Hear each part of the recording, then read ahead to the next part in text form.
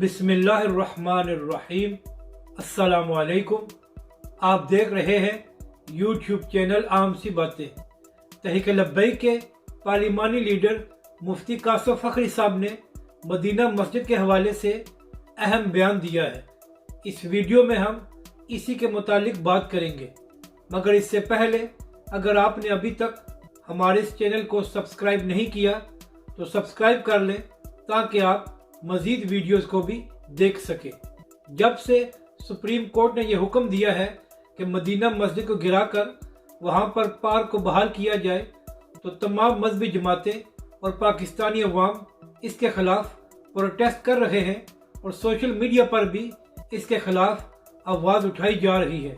कल की समाअत में चीफ जस्टिस साहब ने कहा कि अगर सिंध हुकूमत मस्जिद के लिए कोई मुतबादल जगह देना चाहती है तो दे दे। तो इसके जवाब में तहरीक लब्बैक के पार्लिमानी लीडर मुफ्ती कासिम फ़खरी साहब ने कहा है कि क्यों न पार्क के लिए मुतबादल जगह दी जाए और मस्जिद को इसी जगह रहने दिया जाए। मुफ्ती साहब की बात में बहुत वजन है, इससे तनाज़ा भी ख़त्म हो जाएगा, पार्क के लिए नई जगह भी रहेगी और मस्जिद को भी शहीद नहीं करना पड़ेगा।